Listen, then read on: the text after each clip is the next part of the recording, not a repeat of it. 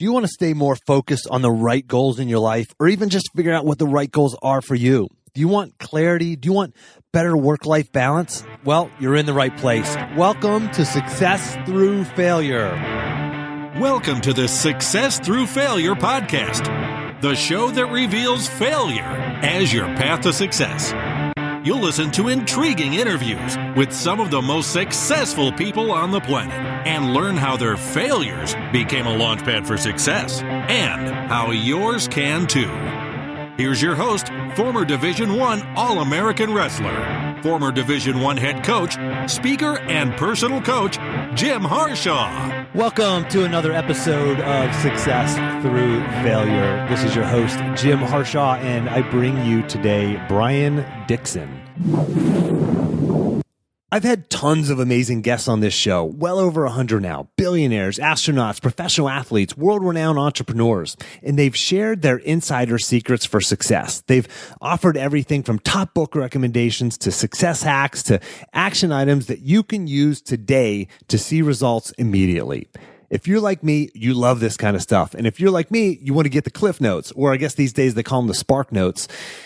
Well, you can get access to the action plans from your favorite guests, like Spartan Race founder Joe DeSena from episode 27, or Navy SEAL Mark Devine from episode 45, or maybe fitness guru Tony Horton from episode 85, plus other amazing tips and tactics to help you get clear on how to get from where you're at to where you want to be. I put all this in one place because you're busy and you want to get what you need quickly so you can move on with your day. Here's what I want you to do. Go to jimharshawjr.com/action to get instant access to everything I just talked about. That's jimharshawjr.com/action. And if you're listening to this on iTunes, there are 3 dots on your screen. Just touch the 3 dots, select View Full Description. There you'll see the link to download all of the incredible resources and action plans that I just mentioned. Now for today's guest. Brian is a podcaster, speaker, and business coach. He believes that each of us were made for a purpose and that you will discover that purpose by clarifying your calling. While Brian works primarily with entrepreneurs, we're going to leverage his experience in helping individuals create their own personal mission statement so that you too can lead a life of passion and purpose, whether you're an entrepreneur, a stay-at-home parent, a teacher, a coach, or just about anything else. And as always, for the listener, if you don't have time to listen to the entire episode, or if you hear something you like but you don't have a chance to write it down, make sure you grab your free copy of the action plan. Just go to jimharshawjr.com/action. Brian, welcome to the show. Jim, thanks so much for having me, brother. I appreciate it. Really excited to serve your audience today. Yeah, well, you and I connected just through email, and I think you have a lot of value that you can bring to the audience. And you're a father of 3, which, a lot of us have these busy lives, and we're kind of pulled in a million different directions, and really want that clarity of purpose. So I want to dive into that. But before we do, Brian, can you tell us a little bit about your background? Just kind of maybe, where you were raised, where you're from, and sort of the 30,000-foot view of how you got from there to where you're at now. Thanks so much for the question. Like a lot of your listeners, like you guys listening right now, maybe you dreamed of entrepreneurship. You dreamed about starting your own thing, maybe when you were small. For me, I grew up kind of, I wouldn't say poor, but we were definitely on the lower end of the income spectrum. My dad was in ministry, so he was a preacher and he worked at a little Bible college. And so, we would go to garage sales growing up, never really had anything new. And so the way for me to get like the next toy, like the Nintendo and the next G.I. Joe action figure was to figure out some business stuff. So I would flip my baseball cards at garage sales. I'd sell my, Nintendo games for the next one. I learned entrepreneurship really early on, and I loved the idea that you could create something of value and offer it to somebody and they would pay you for it. And so that's kind of where I started, like as a kid, having all these business ideas. But then along the way, like many of us, you go to high school and college and you just hear that siren call of a job, a job, a just over broke, just enough to keep you stuck. And I did that for 14 years. So for 14 years, I was in K-12 education. I was high on impact, low on income, right? So really focused on serving people well, but not making the kind of living that I knew I wanted to, and the kind of income that I knew would really provide the opportunities I wanted for my kids and for my family. And so I started to explore entrepreneurship. I got to sort of practice it within the sort of the confines of an organization by becoming the founder of a charter school. So I became an edupreneur, an education entrepreneur. And it taught me some of the skills I needed to get my own thing off the ground. So, networking and having a solid business plan and getting people involved in supporting your vision and marketing, like there's all these different skills that were necessary to get a business off the ground. And so now Jim, it's been 6 years full-time online. And I now consider myself a clarity and growth coach. So I help you clarify your audience, your message, and your products, and then help you scale and grow so that you can have more time for the things that are important. And as you well know, Brian, entrepreneurs have to be very clear with what their purpose is, what their mission is, what their message is. That's right. And while a lot of the folks listening right now are not entrepreneurs, they want that clarity of purpose, right? Everybody wants that, entrepreneur or not. Everybody wants that clarity in their life. What's my mission? What's my purpose?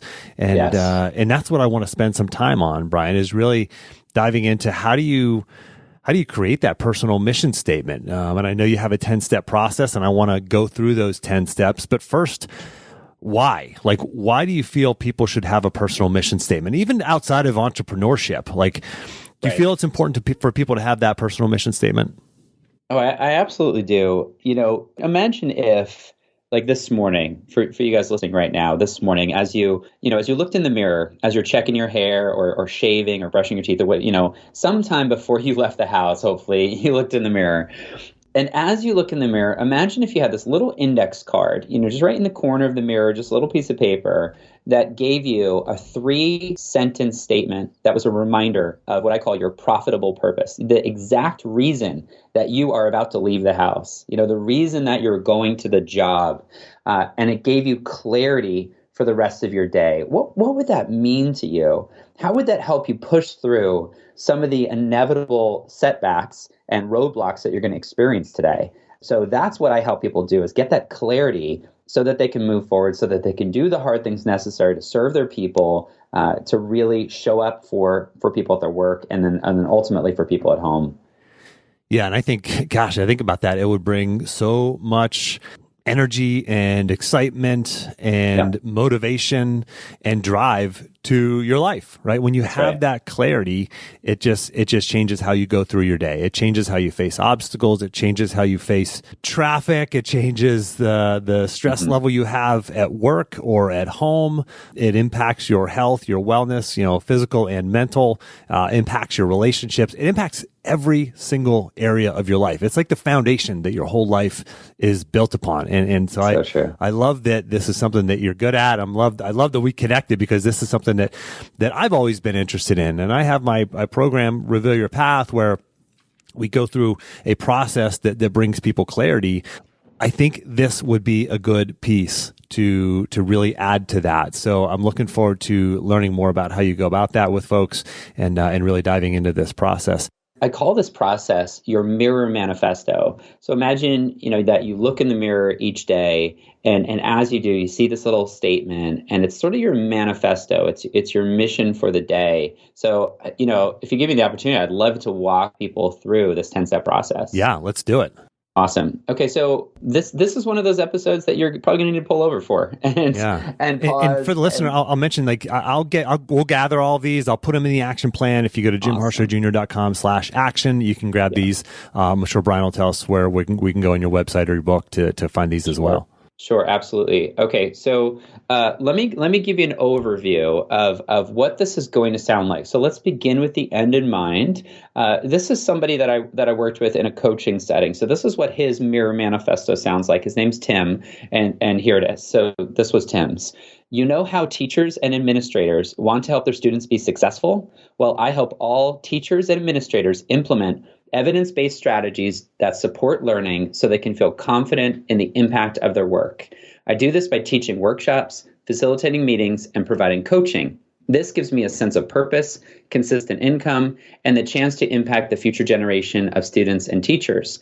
My clients say I help them learn and grow so they can become leaders in the field and have a positive impact. So, Jim, imagine if you're Tim in that situation, right?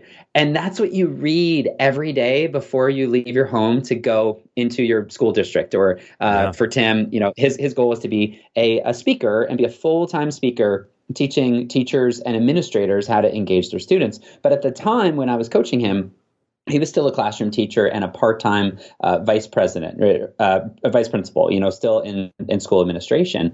And so what this did for Tim is he was able to keep remembering why he's doing what he's doing. So I'd love to walk you through this. The first sentence, the first statement is, how one. Okay, so the one is the actual person that you serve. So, for example, let's say that you help organizations raise money. So it might be, how organizations, right? Or let's say, for example, that you help moms, you help mompreneurs, moms that have their own business at home. You would say, how mompreneurs. So that's the first sentence or first statement.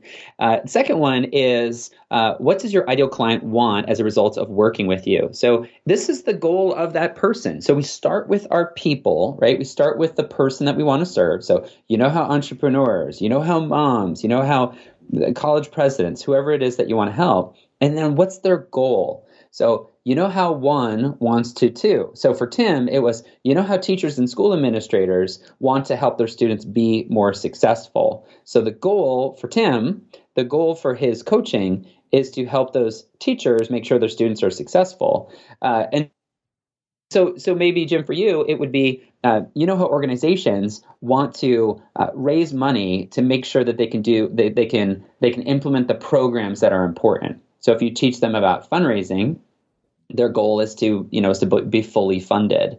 So for you guys listening right now, think about who it is you want to serve and what is the goal of that service. Yeah, Jim, you want some more examples, or how are we doing? Well, I think that this is great, and I want to put this in the frame of reference for the listeners, even who aren't. If you're not an entrepreneur, like, what do you do? Like, what do you do? Who do you serve? And what are your goals? Like, what are your aspirations, right? And maybe it's you're serving at some level these people or these organizations, but like, what's that grander vision for you, right? So good. Yeah. And that's the thing, especially for employees. I have a compassion and passion for employees out there. So if you're listening and you're in your day job, you're JOB, you're just over broke, you're just barely making it, following somebody else's agenda, maybe working with a boss who you don't love, and it's a difficult situation. Listen, we've all been there. Here's what I challenge you to do. I talk about this quite a bit more in the book, is to make it your goal to help your boss win the day. So I would say, if you're an employee, that your client is actually your boss. Now, I know that's controversial, and you might not agree with me because you're like, oh, my clients are my clients. I love that, though. That's a great mindset. Boss. Yeah. Right? But it would be, so for example, let's say you're a teacher, your client is actually your school principal, if you think about it.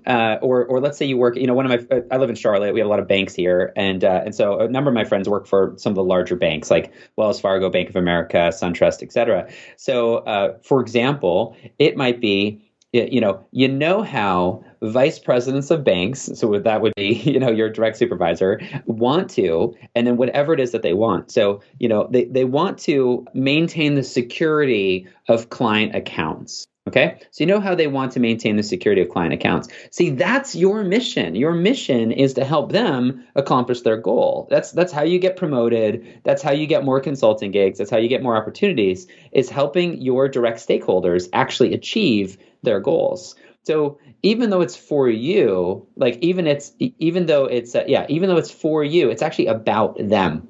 And so that's kind of the little focus shift, the little perspective shift on the Mirror Manifesto. Yeah. So let's overview one more time. First sentence. And sorry, Brian, I just want to jump in because I do want to talk about your book at some point here too, because your book is Start With Your People. And for the listener, that's what we're talking about, right? This is about people, right? And I always talk about this on the podcast, but the number one goal you should set in your life should be around relationships. That's the first one. This is about people, and it's about the people you work with and the people you work for and the people that you serve through the work that you do. So, absolutely. Yeah. So it goes, you know how 1 wanted 2? Well, I help 3 1 4 so they can 5. And I know, like, in an audio podcast, you're just like, what are you talking about, Brian? I love this, though. It's a puzzle put together. Let me break it down. Well, the second sentence is, well, I help, and then it's going to be who specifically you help. So 3, if we're going in order, 1 was who do you want to serve? 2 is what is the results of working with you? 3, let's get a little bit more specific, because I believe clarity gives you the confidence you need to move forward, especially if you're thinking about entrepreneurship or even as an employee. You need to have clarity of purpose. So, teachers. I work with teachers. Well, what kind of teachers? Are they middle school teachers? Are they Christian school teachers? Are they, are they retired teachers? Are they online teachers? So who is it specifically that you want to help? It's cheesy to say, but it's true. There's riches in the niches. There's something really powerful about just serving a small group of people. And so that's the second statement. The second sentence is, well, I help 3 1. So that means I help the niche of the audience. So I help Christian teachers, or I help homeschool teachers. And then it's number 4. And then number 4 is, what is it specifically that you actually help them do? And this is the work part. And this is probably the one that most comes naturally. So, for example, if you maintain cybersecurity, or if you instruct in the classroom, or you help them with your website, like, what's the actual thing you do? This is the work, this is the tangible thing that you do. I make sales calls, or I organize their classrooms, or I manage their finances. And then what's the desired result that you're helping leads to? So just kind of breaking this down one more time, the second sentence, I'll go back to Tim's. Tim said for his second sentence, well, I help all. So he didn't clarify, but he could have even gotten a little bit more specific. Like he could have said, well, I help Ohio-based, right? Or I help private school teachers in Virginia implement. So this is the rest of the sentence. I help private school teachers in Virginia implement evidence-based strategies that support learning. So that's what he actually does. He helps them implement evidence-based strategies that support learning. In other words, he's a coach, right? He's a teacher, but he has a specific methodology. And most of us have that. What is it specifically that we do? And then what does it help people do? So Tim, by helping Virginia-based teachers and administrators implement evidence-based strategies that support learning so that they can feel confident in in the impact of their work. And that right there, Jim, is really the goal. It's helping a specific niche of people with a specific problem they have, so that they can win the day, so that they can increase their income, so that they can get new clients, so that they can have clarity of purpose. So those are the first 2 sentences. I know we're going super fast. I want to check in with you, see how we're doing. Yeah, this is great. Love it. Love it. Keep on rolling. And again, for the listener, this is a great overview, and then we'll have this broken down for you in the action plan. Cool. Okay, so then the next sentence is, how do you do this work? So what I propose in 2019, 2020 is that you have a way to help people for free, and then you have a way to help people for pay. And this goes back to a book that was written several years ago called Free by Chris Anderson, founder of Wired Magazine and the TED Conference. And I know you're a TEDx speaker, so you benefited from Chris's work. Sure.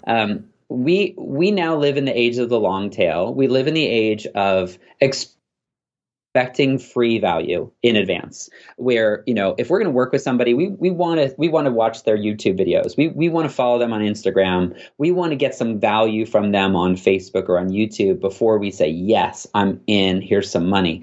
And I believe that is one of the biggest gaps, especially for entrepreneurs, that we don't have something valuable that we're providing for free.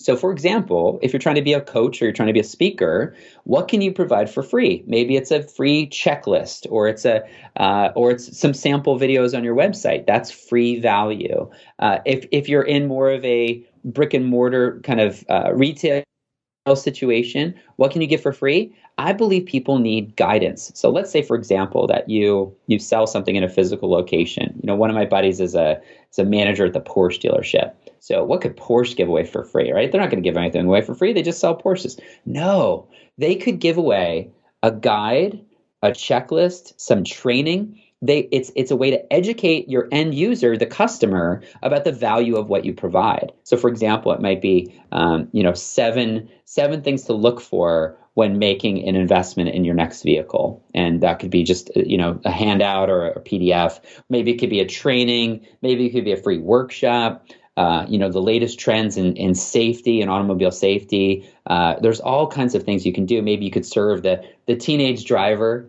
and have a free workshop on 3 ways to prevent crashes while driving in teenage years. Like, there's all kinds of ways they can serve your clients for free. So that's number 6 is, what do you do for free? And let me jump in and offer this for the listener. So if you're in sales, like this is word for word exactly what you need, right? If you're an entrepreneur, obviously the same. If you're sitting there saying, well, I'm not in sales, I'm not an entrepreneur. Here's the thing. We all want to level up, right? So what's the next level? What's the promotion you want? What's the next role you want? The next job you want? What's that next level for you? And when you think about when Brian says, what can you offer for free? Think about, what can you do that's above and beyond your job, right? If you want the next job, I heard someone say once, act like, or dress like, you have the job that you want, right? And so it's the same thing. Well, act like, you have the job that you want. Like, what can I offer for free? What can I do that's above and beyond, that shows my skill set, shows my interest, shows my passion, shows that I can do the job that I want to do? What's the free thing? Then you can get paid for it later. Oh, I love it. Well, and the thing is, you actually do get paid for it. You just get paid. You get paid in a different way. So I love what you're saying, Jim. I think no matter what you're doing, there's a way for you to take it to the next level. I talk about it a little bit in the book. Imagine you had Grandmother Day, at your workplace. I have a 93-year-old grandmother, and imagine that my 93-year-old grandmother was visiting my workplace. Let's say I work at a dental office, as an example. I'm going to roll out the red carpet, right? Yeah. I'm going to tell my team, listen, my grandmother is coming tomorrow. Yeah. What can we do to make her day? And I guarantee every single person that I work with would have at least one idea. Well, let's open the door for her so she doesn't have to pull that heavy door open. Let's be waiting for her so when she drives up, we can open the door for her. That's a really easy one, right? Let's greet her by name. Those are 2 really easy things you can do in a retail situation or a brick and mortar situation, because we have Ring camera. We have all sorts of ways to know somebody's walking up to the door. And then we can check our calendar to see who are we expecting so we can greet them by name. Like, that's really easy to do. But it requires you getting your butt out of your seat and going to the door and opening it and saying, hello, Ms. Anderson, how are you? Welcome. Like, that's so easy to do. So that might be something you do for free.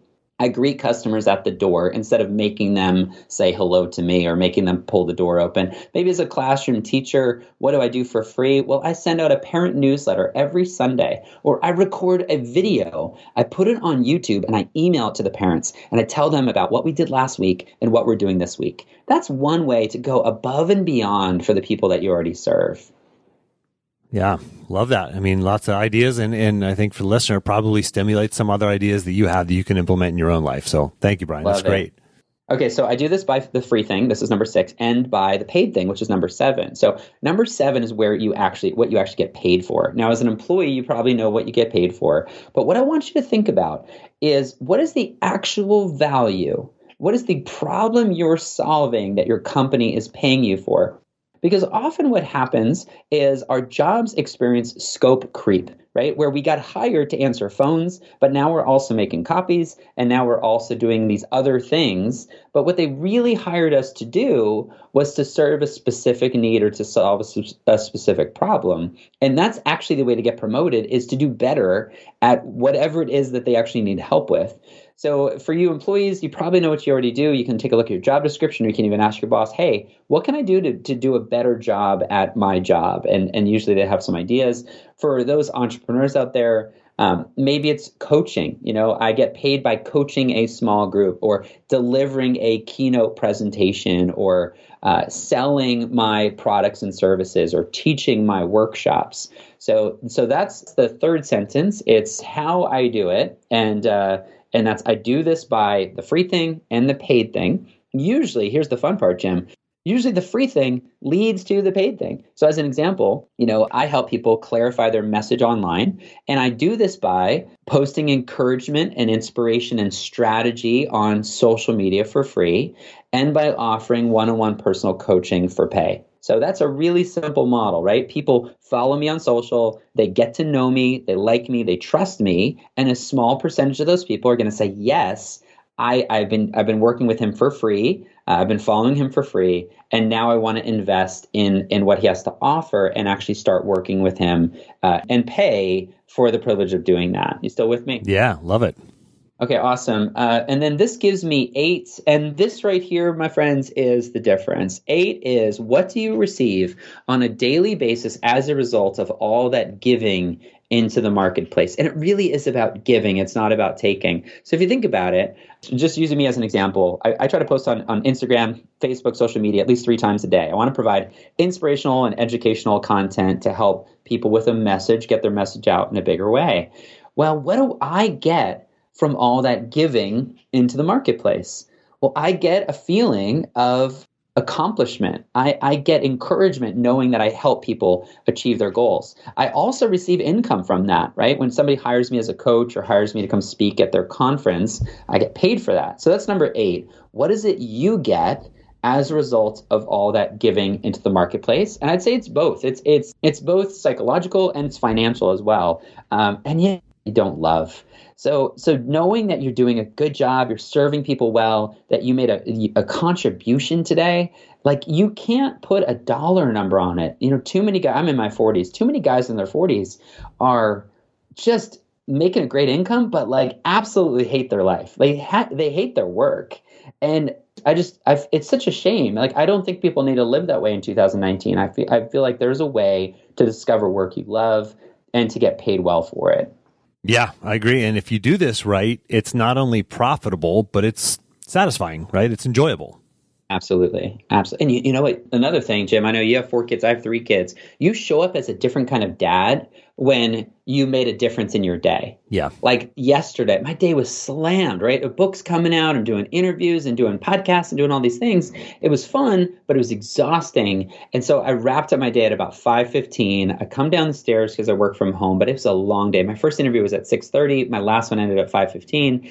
I was exhausted, but I knew I inspired people. I knew I made a difference. And so then when my kids saw me and they're like, "Hey, Daddy," I was so excited to see them because I felt like a job well done. Like, it's a satisfying day. Sure. And that's something like you just can't discount. And for guys that are listening right now, especially that don't feel like you're making that unique contribution, I have to tell you, there is hope.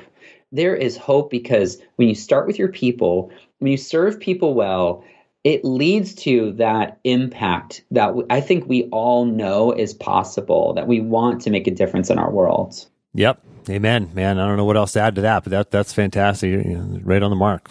I love it. Okay, so let's conclude this whole mirror manifesto, and then I'll go 50,000 foot, and we'll walk through it one more time. So your last sentence: my clients say I 9 so they can 10. Okay, so 9 is, what is it your clients say you really help them with? And this is, for example, it might be, my clients say I save them time. My clients say I give them confidence. My clients say I inspire them. My clients say that I clean up their finances. So what is it? That's number 9. What is it that you really help them do? What is it that clients say? So really using the language of the client, because sometimes it's the curse of the guru, right? When we're in our own industry, sometimes we don't realize the words that we're using, the way they come across to people.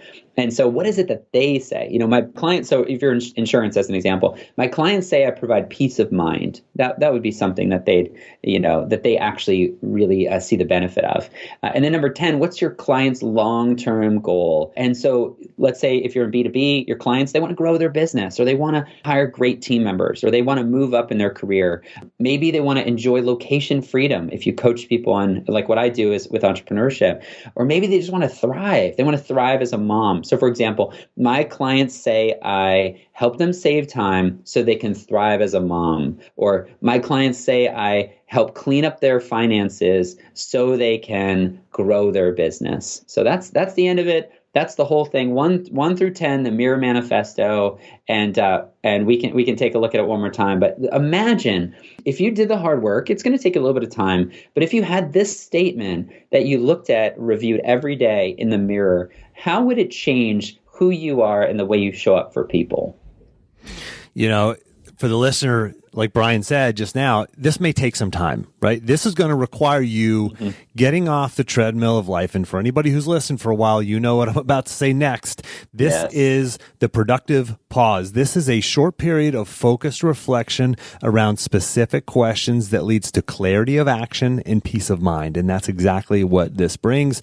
This will require you, turning off your phone, getting off the internet, and just focusing on this, right? Not checking email, not jumping on social media. This will be a block of time that you carve out so you can do this work that is it's not the urgent work, but it's maybe the most important work that you can do. So good. Yeah. Somebody reached out to me over Instagram the other day and said, Brian, I really like that Mirror Manifesto thing, but couldn't you make it simpler? So yes. So let's make it simple. But also, I actually think the deep work is the best work. Yeah. When you have a very clear plan, and if you think about the way that we just walked through it, it's who do you help? Where are they stuck? How do you help them? And then what do they want? How do you help them for free? How do you get paid to help them? How does it benefit you? And then what do they say you do, and what do they say it really provides long term? Like, that's not that complicated, but it is robust. It is a proven system. And so to have that and review it every day, what I found is, when your business isn't growing, you just look at that. You look at that Mirror Manifesto and you say, wait a second. I said I do these things for free to give into the marketplace, but I haven't been doing that. I said I do a weekly podcast, but it's been months. Or I said I send out a weekly newsletter, but I haven't sent one for a while. Or I said that I give free talks at elementary schools or whatever it is you do for free, or send these prospecting emails, but it's been a while. And so it's the concept of the lead indicator and the lag indicator, right? The lag indicator is the income that we receive. The lead indicator is what's the action that we're taking to lead to that income. And often that's the gap. The reason your business isn't growing is because you're not speaking into the marketplace, right? You're not giving into the marketplace. So that's why I would argue against a shorter version of this. Yeah. This is a short, right? You want it to be as short as it works, but not shorter. Yeah, right. Yeah. And it's got to be an effective dose. Quote, right?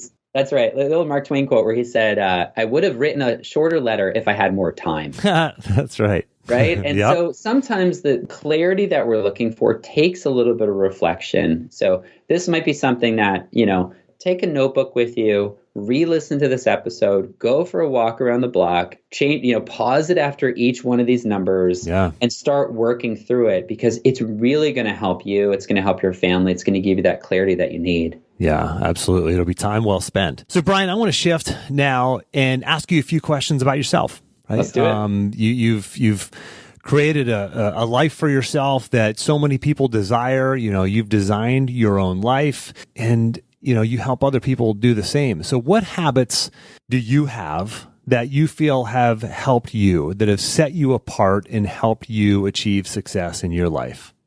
Oh, I love it, man. I could talk about this all day. It's so much fun. I think number one is having a clear plan for the day. There is nothing like writing it down. If it's not written down, it never gets done, because we have these visions in our head, but when they're ambiguous, it doesn't lead to action. So there's two ways that I do that. Number one is I use a daily agenda or a daily journal. So I have a literal piece of paper in a book, right? So I use my planner and I write out my big 3 goals for the day. So I have my big 3 goals that I can look at. And then when I'm transitioning between, checking email and looking at my calendar, I can go, wait a second, what are my big 3 goals again? And then I make sure that I get those done for that day. So that's number one. Number two is it has to get scheduled, right? If it's not on the schedule, it's not real. So, and my team has access to my calendar, and I make sure I am fully booked every single day, 100% booked. So every single moment has something that I'm doing. And that might be rest. It might be reflection. It might be, I schedule my lunch. I schedule a walk around the block. I schedule my workout time. But that's important. I want to point that out because my first reaction was, wow, I need some white space on my calendar. And I've actually been talking to some folks about this recently is, you have to plan the white space. You actually have to block that off on your calendar so that So you have the white space. You have to you have to plan for that. So that's great. Thanks, Brian. Yeah, that's where I start actually. So when I look at a 24-hour day, because that's the day we have. It's not a 8-hour day or 12-hour day. It's a 24-hour day. We live integrated lives. In 2019, the internet's accessible everywhere. We can be on vacation. We still have access to our work email. So let's look at the 24-hour day. Let's start with how much sleep do I want to have? Okay. Well, I'd love to have 7 hours of sleep. Great. So you just took 7 hours away from the 24 hours. So when are you going to go to bed? Oh, most people don't even have that conversation with themselves, right? When am I going to go to bed? Well, let's schedule it. Okay. So I go to bed at 11 o'clock. 11 o'clock. Well, when do I wake up? That means I can wake up at 6. Wait a second. I want to wake up earlier than 6. I want to wake up at 5. So I have an hour before the kids get up. That means I need to go to bed at 10. See, just that kind of level of strategy and calendaring, that alone will affect your life. So that's one of the things that I do. So let's go to a second habit, or I guess a third habit at this point, is I believe in that hour of power, that miracle morning, that 1 hour rudder of the day before the kids wake up. And as a work from home dad, my day gets wrecked when a kid wakes up before me. Yeah, right. When I'm still laying in bed and my 6-year-old is poking my eye, to try to wake me up, and I'm like, no, I missed the chance. I'm a person of faith, so I missed the chance to connect to God in the morning. I missed the chance to review my agenda. I missed the chance to read something inspirational. I missed the chance to do some just basic stretching and looking outside and checking on my lawn, just the different things that I love to do that sort of slowly get me ready for the day. So that's definitely a habit. Every single day I have it scheduled. So 5 to 6, because none of my kids wake up before 6. John Acuff says, be selfish at 5 a.m. And I love that. It's really hard to be selfish at 7:30 when everybody's awake. But at 5 a.m., nobody's calling you. No kid is in your face. Your wife is not asking you to go do an errand for her. And so you can take that hour in the morning and really do whatever you want. And so for me, it's about getting clarity of vision and planning the day to really serve my clients well. Yeah, those are great. And I just want to point out to the listener, these are all versions of pause, right? These are all versions of stepping off the treadmill of life. He's not talking about none of these things, none of these habits. We're coaching people, we're speaking at a conference, we're writing a book. None of these habits were doing the thing. They were always some version of pause, planning the day, blocking your calendar, reviewing the calendar, what's coming up on the day today, your hour of power in the morning, et cetera. Right. So love that. Now, let me ask you this, Brian. Can you tell us about a time where you failed? Can you tell us about a time where you failed and you felt that hopelessness and that self-doubt that comes from failure? Because we look at a guy like you, and it's easy for us to go, man, everything just works out for Brian, right? Oh my word! Everything's easier for him, but me, poor me, I've got this scenario, this situation, these failures, etc. So, can you tell us about a time where you failed? I love the question. My off the cuff answer is every day. Every day there's something that I didn't hit quite the goal that I wanted to hit, or I didn't follow through on that one thing. I had a client a friend and a client who came with a book a couple weeks ago.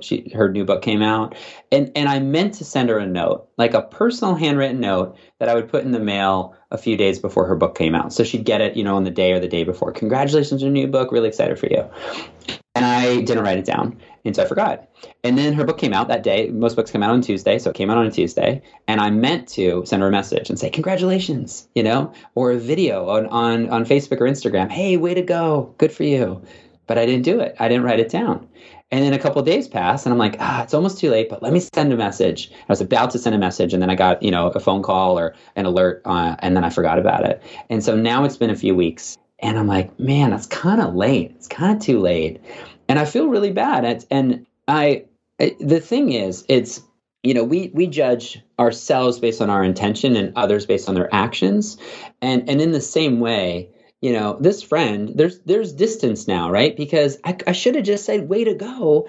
And instead I meant to, but I didn't. And I think for me, that's usually the gap. The gap is the thing I meant to do and then the thing I actually did. And what I've just learned, and I continue to learn, is I have to take my intentions and plan them so that they become actions. Because when they're not planned out, then I don't follow through, and I get results. You're going to get results results either way, but they're the negative results. They're what I wish I did instead of what I actually did. And I've been learning this about, really basic things like travel, like concert tickets, like family planning a vacation. Like the more that we actually take action early, the better the experience is. If you think about, like, I love going to movies. I don't go quite very much because we got little kids. But when I go to the movies, if I buy the ticket a week ahead of time, first of all, we're actually going to go. And second of all, I have great seats because most theaters allow you to reserve seats. Yeah. If I wait to the last minute,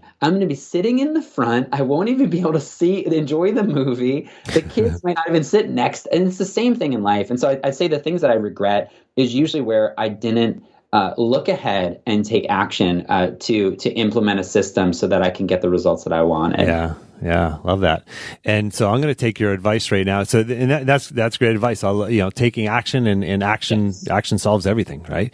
Right. And my listeners, I'm going to take your advice, Brian, and start with my people. And my listeners are sitting there saying, okay, he shared a failure, but I want something harder. I want something deeper, something dirtier. So, is there a time when you were going through, maybe you were creating your business or with the charter school that you founded, or something totally different in your life where you failed and you're like, man, this was really a struggle? Because you're right.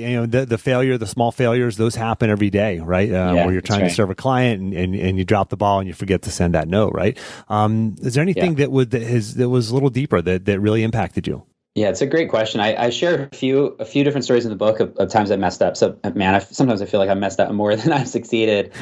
Yeah, there's a number that I can speak about. To make it relevant to you guys, I'd say what you're trying to do when you start your business is you're trying to balance how do I move my dreams forward while also keeping a client happy. And keep that moving forward. And I think probably one of the biggest failures that I've had in my business when I was starting, I was into the second summer of my business. I took on a client that wasn't ideal, and she was very needy, and I it was good money, and I was trying to provide for the family, and so I said yes to this project on vacation that we were going to go. We go up to Canada. We have this family cabin up there, and we're going to be on vacation for like 2 weeks. And I said, you know what? I'm just going to take on this client, and I'll find a way to make it work. And where we go, they don't have Wi-Fi. Like there's not good internet service, like cell phone service. So Jim, what I had to do, we were launching this course for this client. And because I said yes, instead of saying, this isn't the best yes, this is a maybe, let's talk about it after I get back. And instead I said yes, and I took on more than I could chew. And so what I had to do every day for 5 days over vacation, true story, we have a family cabin. It's up on this, it's this remote part of Canada on this lake. And actually one of the cabins is on an island, which sounds fancier than it is, but it's, you can't drive to it. You have to take a boat. Yeah. And so every morning, Jim, on vacation, I woke up at 4:30 in the morning on vacation. I got into the canoe because I didn't want to wake up anybody because you can hear everything on the lake. Because you didn't want to start the motor. Is there a motorboat option too? Okay. I paddled over to the mainland where we had the car. I had to push the car down the driveway. So I was far enough away from the other cabin so nobody would hear me. I would start the car, and then I would drive to, believe it or not, the place is called Chicken Delight. I would drive into town, Barry's Bay, Ontario, Canada. I would drive to the Chicken Delight because they had Wi-Fi, and I'd get there for 5:30 because they started the Wi-Fi at 5:30. The place opened at 6, but somehow the guy flipped the switch and the Wi-Fi would come on at 5:30 in the morning. So I'd sit there for 30 minutes in the parking lot on the Wi-Fi, building these sales pages and editing videos and helping this client get this course off the ground. And I just felt like I gave her my left arm just to get this course off the ground, trying to balance both. And no one was happy because I was only available for like 2 hours. I'd work till about 7:30, and then I'd do the same thing. I'd drive back. Now everybody's awake by this time, so I'd get back. And my goal was to be back before the kids woke up because I wanted to be that engaged dad. And I was trying to do too much. And my wife could tell I was exhausted. The client was resentful because I was only available for a couple hours in the morning, and I wasn't immediately immediately responding to her messages. So then as soon as I got on Wi-Fi every morning, there's this like barrage of messages waiting for me and escalating in their urgency. And after about 5 days of that, the client fired me. And she said, this just isn't working. Wow. And she fought me for about 3 months on paying the amount that we'd agreed on. Like the first time in business I ever had to get an attorney involved, which that was a lesson in of itself. And it was only then that I realized I had bitten off more than I could chew. It wasn't even paddling to the car, Yeah. you know? Yeah. And so for those that are like really hustling and the side and really struggling, my message to you is that you've got to invite your spouse into that conversation, because my wife Julie is so wise, and it's hard for us to read our own label. And I think if I had an authentic conversation with Julie and I said, listen, I'm a little worried about the money this month, and I'm thinking about taking on this client because I think it's going to solve that problem, but here's what it's going to require. If she and I actually just had a 10-minute conversation about it, we probably would have said, you know what, we're going to pull back on spending a little bit over vacation so that you can really be present. And I think that would have been a better solution than me trying to take on that extra client. Yeah. Yeah, I say so many times to my clients, saying yes to one thing inherently means saying no to something else, somewhere else in your life. And Absolutely. It's that question you have to ask yourself, is it worth saying yes? And man, I appreciate you sharing that, because that's one of those lessons where it's just a real example for us all listening, saying, yeah, man, I've caught myself saying yes to too many things. And maybe it was this stark example led to, like you said, getting let go by the client and then having to hire an attorney and the whole nightmare that sounds like it was. But maybe it's something that's manifesting for you, the listener, some other way in your life, something that you have said yes to or are saying yes to on a regular basis that's affecting you in some unique way as well. So, Brian, thank you for sharing that. Tell us about your book. Your book launches right around the time when this podcast is airing. Your book is launching. Tell us about your book and where we can find it, et cetera. Oh, Jim, thank you so much for the opportunity. And guys, I'm so honored. I'm so honored that you're still listening. I think Jim's doing an incredible job with the podcast and just inspiring you and encouraging you to keep moving forward. So fast forward after that client, you know, and other projects, some had gone really well and some had gone poorly. I was working with a business coach. And this business coach said, you know, Brian, if you want to take your life and business to the next level, you need to do a 360 assessment. Jim, are you familiar with a 360 assessment? Sure. Yeah, I've done a couple, yeah.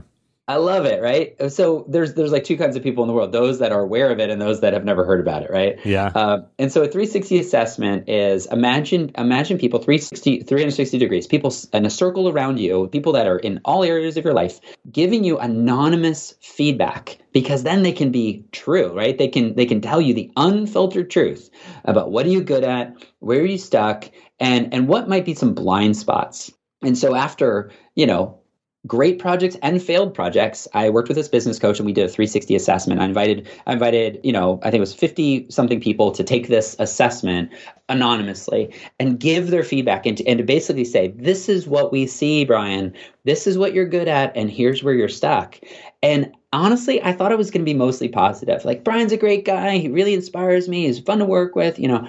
And I skipped over all the good stuff because I really wanted to see where was I stuck and what did I need to improve. And there were 3 comments of the 53. 3 of them said, Brian often puts projects over people. And it just hit me right in the gut. That's not the kind of person I want to be. That's not the kind of man. That's not the kind of father. It's not the kind of leader. It's not the kind of coach that I want to be, putting projects over people.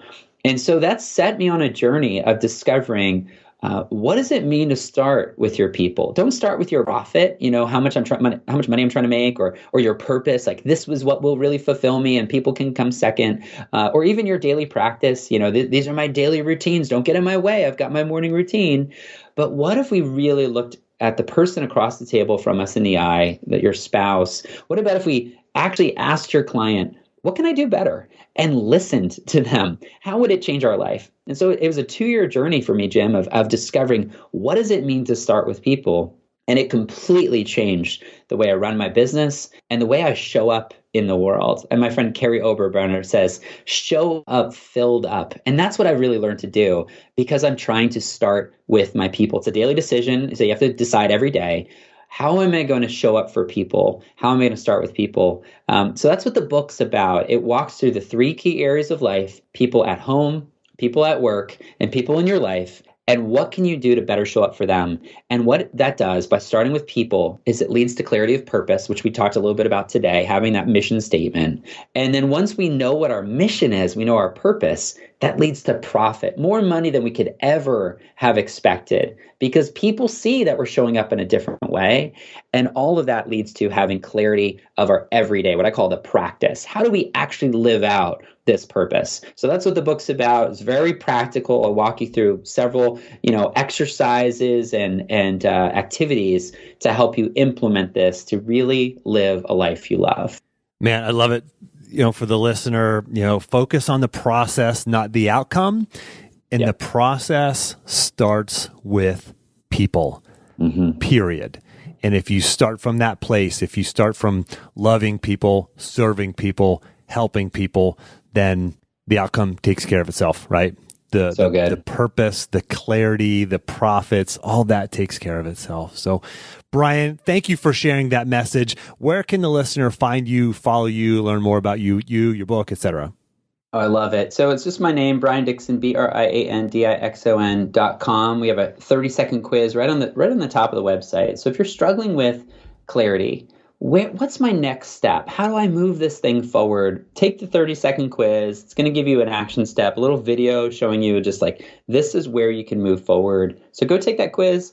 And if there's something I said to you today on the podcast that you need more clarity about, you have a question about, or you just want to say hi, the best place to reach out to me is on Instagram. I'm just Brian J. Dixon, Dixon, over on Instagram. Hit that direct message. Send me a message. I'm happy to answer your questions. I love connecting with people, especially Jim's listeners, and reach out and let's continue the conversation. Thank you so much, Brian, for that. Appreciate you coming on the show. Good luck with the book launch. So looking forward to checking out the book and reading the book and just learning more from you. And for the listener, I encourage you to do the same. And as always, until next time, take the time to get clear on your goals and embrace failure as a stepping stone on your path to success.